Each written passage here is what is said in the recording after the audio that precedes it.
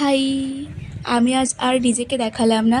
চলো, দুর্গাপুজো তো সামনে এসেই গেছে, তাই একদম শাড়ি দিয়ে শুরু করলাম। পিসি গিয়েছিল হাটে, আর এই দেখো এত শাড়ি কিনে নিয়ে এসছে। প্রথমেই দেখতে পেলে অষ্টমীতে পরার জন্য সুন্দর একটা শাড়ি। আর এই শাড়িটা দেখছো সিল্কের ওপর আছে, দারুণ সুন্দর কিন্তু। আর এইটা দেখছো, এটাও একটা সুন্দর, এটা আমার কাকিমা নিয়েছে। তারপর কিছু ছাপা মলমল এই ধরনের শাড়ি দেখছিলাম।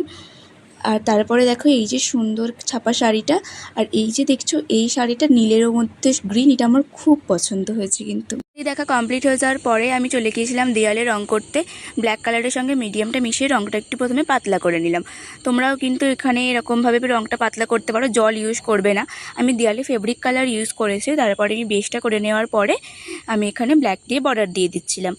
আর তারপরে দেখো আস্তে আস্তে আমি ফুলে বর্ডার দিচ্ছি। ফুলে বর্ডার দিয়ে দেওয়ার পরে লুকটা কিছুটা এরকম দাঁড়িয়েছিল। কেমন লাগলো তোমাদের কমেন্ট করে কিন্তু জানিও। দেখা হচ্ছে পরের একটা মিনি ব্লগে। বাই।